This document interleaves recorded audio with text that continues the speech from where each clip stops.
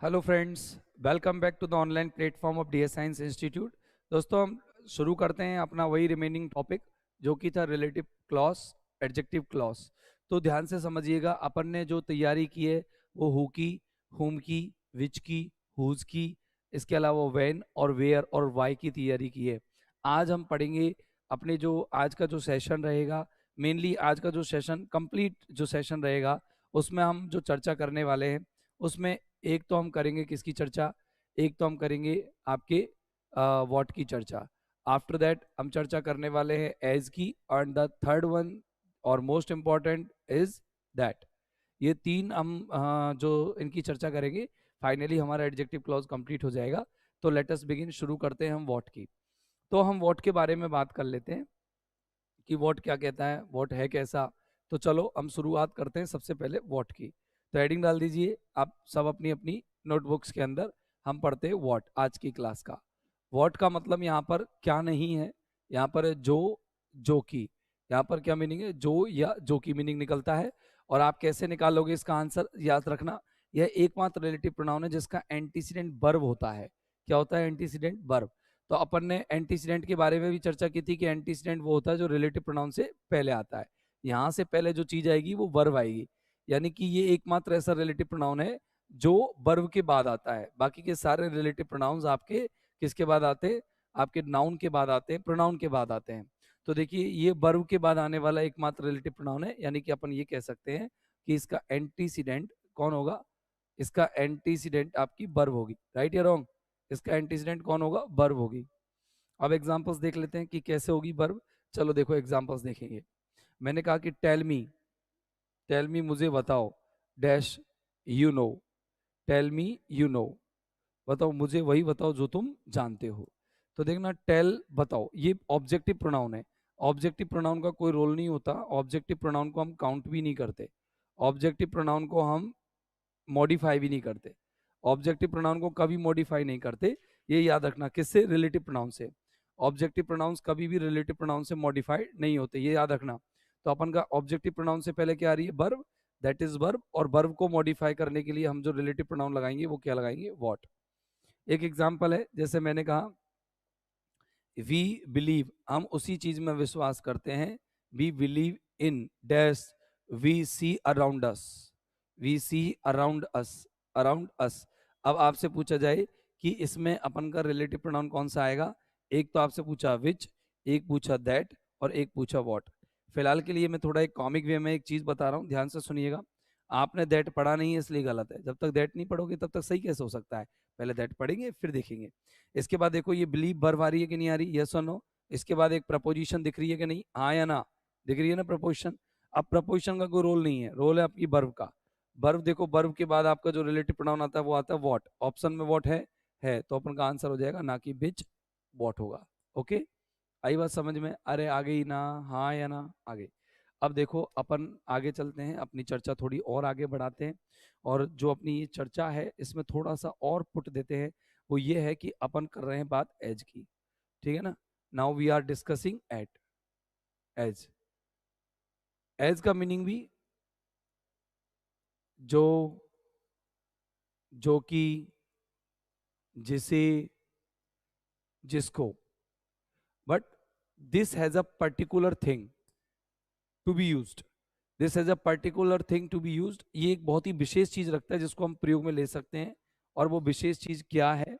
वो ये है कि जो इसका एंटीसीडेंट होगा, किसका? एज का। उस एंटीसीडेंट में आपको मिलेगा सच ए सच एन। ये सच ए ऑब्लिक एन, ये सच ए ऑब्लिक एन आपको एंटीसीडेंट में मिलेंगे इसके में। और मिल जाए तो समझ जाना आपको यहाँ पर क्या भरना है? एज भरना है। राइट, बात समझ में आ गई? क्या भरना है? एज भरना है। आगे आपको सब्जेक्ट प्लस वर्ब मिल जाएगा, सब्जेक्ट प्लस वर्ब। जैसे मैंने एक एग्जांपल लिखा, मैंने कहा देखना, you are, you are such a man, such a man dash I have never met, जिससे मैं कभी नहीं मिला, ऐसे आदमी से तो मैं कभी मिला ही नहीं हूं। ऑप्शन आया एस, दूसरा ऑप्शन आया दैट और तीसरा ऑप्शन आया विच। अब बताओ इसमें आंसर क्या आना चाहिए मेरे भाई? बोलो आंसर क्या होना चाहिए? आंसर यहाँ पर सच अ मैन के अकॉर्डिंग अगर हम देखें सच दिख रहा है कि नहीं, हाँ या ना, तो सच के अकॉर्डिंग यहाँ पर आंसर क्या आएगा, एच आएगा ना। आंसर एच, बहुत सीधा है ना, सिंपल है ना। अच्छा, अब आते हैं हम अगली चीज पर। The next thing that we are going to discuss and this is the last thing also, ये है दैट। ओके, अब देखते हैं अपन दैट के बारे में चर्चा करते हैं। दैट के कुछ पर्टिकुलर 3 पॉइंट्स हैं जो आपको याद रखने हैं। पहली चीज तो ये याद रखनी है कि that is use on the place of who हुम और हुज। तो दैट का यूज सबसे पहले तो that is used, that is used on the place of, on the place of, या ऐसे कहते हैं that is used for who whom and विच। तीन चीजों के लिए ये यूज होता है, हु हुम एंड विच। कौन, दैट। दैट किस किस के लिए यूज होता है, हु के लिए, हुम के लिए और विच के लिए। मतलब you can not use that for whose, when and where. आप जहां वैन वेयर वॉट लगाते हैं वहां पर आप दैट नहीं लगा सकते, आपको सिर्फ हु हुम और विच की जगह पर दैट लगाना है। तो फिर आपके दिमाग में सेट हो रहा होगा, सर अगर हु हुम विच की जगह दैट आ जाएगा तो फिर हु हुम विच कब आएंगे। तो इनके एक पर्टिकुलर रूल बन गया है।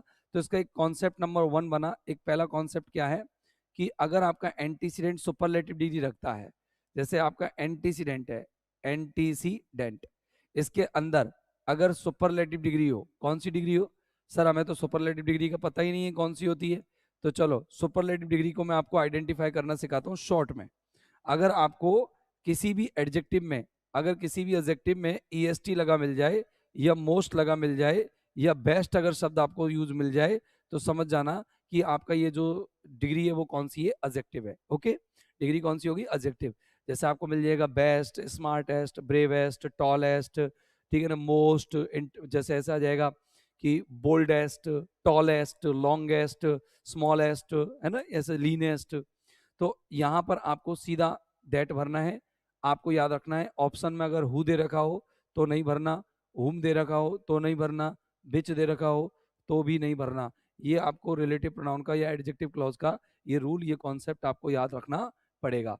बात समझ में आ गई। अब देखो अगली चीज, क्वेश्चन देखो आप, क्वेश्चन शायद आपको अच्छी चीजें याद करा देंगे। मैंने कहा this is the best, this is the best technique, this is the best technique dash I am using, I am using here.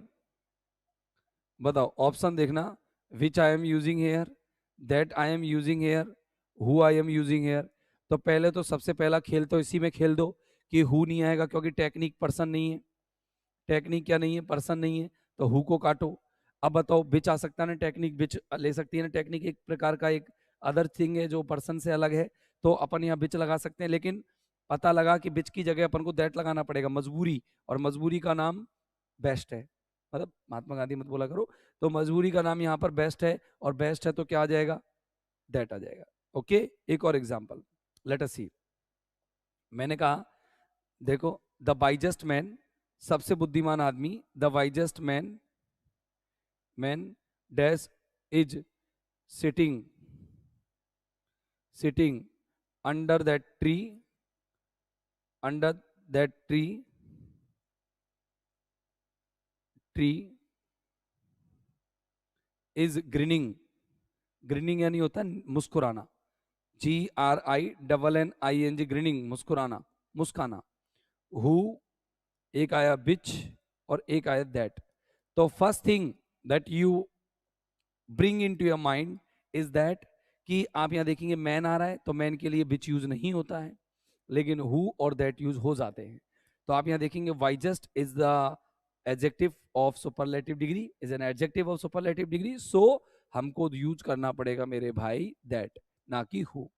तो I think you have got an idea, slight idea for this concept, कि भैया antecedent अगर आपका superlative degree रखता है तो हम who हुम विच नहीं यूज करेंगे, बल्कि हम यूज करेंगे that.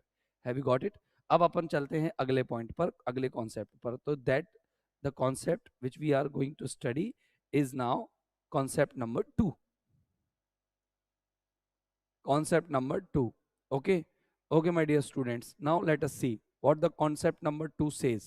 Concept number 2 says a very simple thing, और वो simple thing क्या है समझना। Concept number 2 ये कहता है कि अगर आपके एंटीसीडेंट में, अगर आपके एंटीसीडेंट में इनमें से कोई वर्ड हो, ऑल हो, सम हो, सेम हो, ओनली हो, ओनली, सेम, फ्यू और लिटिल, फ्यू और लिटिल, इनमें से कोई हो, some, same, only, few, little, any भी हो जाएगा, तो आप यहां पर क्या यूज करेंगे, आप यहां पर यूज करेंगे मेरे भाई दैट, ना कि कौन, ना कि कौन, हु, ना कि हुम, ना कि विच। आप इन तीनों को यूज नहीं कर सकते, आपको यूज करना पड़ेगा कौन, दैट। बात समझ में आ गई। इसका मूल reason all, some, only, same, few, little और एनी।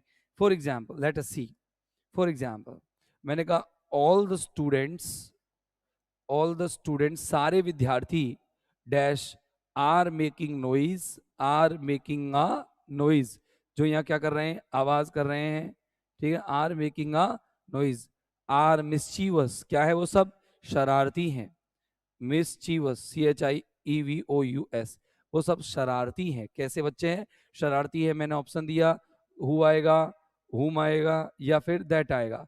तो most of the students reply who, because with they see they find students here, और स्टूडेंट्स पर्सन है तो सोच के हु लगा देंगे, टिक मार देंगे, मजा आ जाएगा, इधर बर्बारी है, इधर पर्सन आ रहा है। But my dear students, notice here all is given here, all यहाँ पर दे रखा है। अब ऑल दे रखा है तो अपन को यहाँ पर क्या लगाना पड़ेगा, दैट लगाना पड़ेगा। मतलब all changes all the concept of who, whom and which.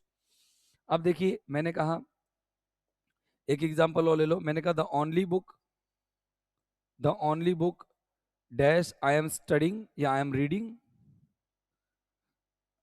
I am reading is a novel, is a novel. मैंने ऑप्शन लिया हु, एक ऑप्शन लिया विच और अगला ऑप्शन लिया दैट। अब I think there is no ground for confusion. आपके यहाँ पर कंफ्यूजन की कोई सीमा ही नहीं है, कोई लिमिट नहीं है ना। अब यहाँ पर मतलब कोई भी इस प्रकार का बेस नहीं है। आप यहाँ देख सकते हैं ओनली है, only is given here, the simple answer will be that. Okay, तो यहाँ पर दैट आपका आंसर होगा, क्योंकि यहाँ पर हु और बिच नहीं आएंगे। रीजन, बुक के अकॉर्डिंग हु नहीं आएगा, और बिच आ सकता था, लेकिन यहाँ पर ओनली इसको दैट में, दैट से बिच से दैट में कन्वर्ट कर देता है। So my last point and last concept of that is that, एक और लिख लेंगे अपन, दो कॉन्सेप्ट और पढ़ लेते हैं छोटे छोटे। तो देखो concept number 3, concept number 3 is a very clear concept. तो आप याद रखेंगे, in an interrogative sentence, in an interrogative sentence, एक इंटेरोगेटिव सेंटेंस में, in an interrogative sentence, that replaces, that replace कर लेता है किसको, दैट किसको रिप्लेस करता है, that replaces who, whom and which को। वही तीन चीजें जिनको यूज कर ये रिप्लेस करेगा, who comma whom and which, who comma whom and which, किन्हें रिप्लेस करता है ये, हु को, हुम को एंड विच को, राइट। बात समझ में आ गई कि ये इन एन इंटेरोगेटिव सेंटेंस ये किन किन को रिप्लेस कर लेता है, दैट रिप्लेस करता है आपके हु को, दैट रिप्लेस करता है हुम को, और दैट रिप्लेस करता है विच को। तो लेट अस बिगिन। ओके, देखो ध्यान से समझना कि कॉन्सेप्ट नंबर 3 है ये, कॉन्सेप्ट नंबर 3 है। जैसे मैंने कहा वॉट, वॉट डिड यू से, तुमने क्या कहा, टू दैट मैन, उस आदमी से, तुमने उस आदमी से क्या कहा, डैश फॉलोइंग मी, हु या विच या दैट, जो मेरा पीछा कर रहा था, हु, बिच और that. Now your turn comes to reply. अब बताओ, तुम्हारी बारी आती है जवाब देने की, बताओ क्या लगाओगे। So my dear students, now you can notice this sentence is given in an interrogative formation. अब आप क्या करोगे, जब इंटेरोगेटिव फॉर्मेशन में दे रखा है तो भाई देखना, भाई आपको क्या करना है, मैन दे रखा है, मैन दे रखा है, मैन के बाद वर्ब दे रखी है। आंसर तो हम झटपट हु भरने वाले थे, बिच तो नहीं भरने वाले थे, लेकिन हु को मना कर दिया दैट ने कि तुम रुको, इंटेरोगेटिव सेंटेंस है, मैं जाऊंगा। तो यहाँ पर ये दैट आ जाएगा। Have you got it, have you got it. Okay, एक और एग्जांपल, एक और एग्जांपल। मैंने कहा have your parents, have your parents bought, bought the bicycle, BICYCLE, dash you liked to ride on. अच्छा, अब देखना कि अब मैंने आपको एग्जांपल लिखा कि अब बताओ उसमें क्या गलती है। ऑप्शन दे, और गलती नहीं आपको तो यहाँ पर ऑप्शन भरने हैं, एक तो भरा हु, एक विच और एक दैट। तो मेरे हिसाब से मेरे प्रिय विद्यार्थियों, आप लोगों ने यहाँ पर दैट ही भरा होगा। इसका एक रीजन है कि यहाँ पर सेंटेंस आपका कैसा इंटेरोगेटिव है, और ये जो बाइसिकल है ये पर्सन नहीं है। विच आ सकता था, लेकिन इंटेरोगेटिव सेंटेंस ने सारा कॉन्सेप्ट चेंज कर दिया और आपको विच की जगह क्या भरना पड़ा, दैट भरना पड़ा। So, my dear students, now let us move to the next topic, next point, next concept, or the next concept that we are going to discuss is the last concept of this video, of this session. देखना, ये अंतिम concept है, concept number 4। और what does the concept number 4 says, देख लो।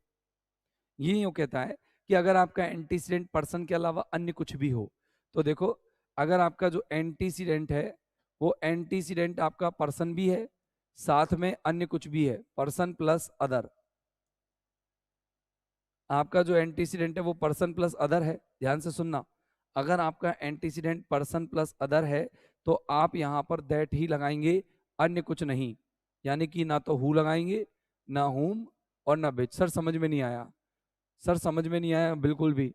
देखो एक बार, कैसे समझ में नहीं आया, 1 मिनट में आ जाएगा। मैंने कहा देखना, एग्जाम्पल से सब समझ में आ जाता है। मैंने कहा द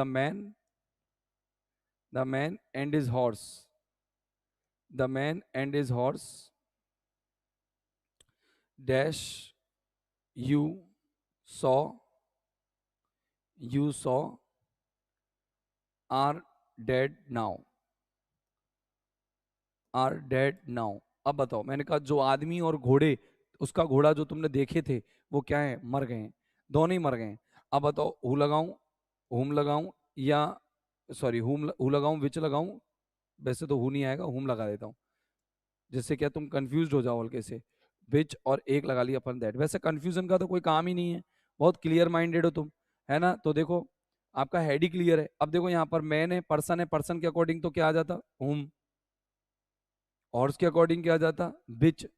और दैट आगे चला और दैट बोला कि भैया तुम दोनों ही मत आओ, मैं ऐसे करता हूँ, मैं ही आ जाता हूँ, क्योंकि तुम दोनों लड़ोगे तो मैं ही आ जाता हूँ। तो अगर यहाँ पर पर्सन भी है और आपका अदर भी है, तो आप दोनों को एंटीसीडेंट के रूप में पा करके खुश हो जाएंगे और क्या भर देंगे, दैट भर देंगे। तो my dear students, all the concepts I have discussed with you, और ये सारे कॉन्सेप्ट्स आप एक बार घर पर प्रैक्टिस करके देखिएगा। जो भी आपके गाइड्स हैं, बुक्स हैं, एक्स्ट्रा जो प्रैक्टिस सेट्स हैं, उनमें से निश्चित तौर से आपसे सारे क्वेश्चंस एडजेक्टिव क्लॉज के सॉल्व हो जाएंगे। और इसी तरह से आते हैं, ब्लैंक में 3 आपको ऑप्शंस दे रखे होते हैं, आपको एक फिल करना पड़ता है, हो सकता है 2 दे दे। बोर्ड का पैटर्न है, 1-2 बार थोड़ा बहुत तो वो हल्का फुल्का चेंज करता रहता है। तो दोस्तों, let us meet in the next video with the next clause, that is adverb clause. और एडवर्ब क्लॉज के साथ मिलते हैं। Thank you very much, bye bye.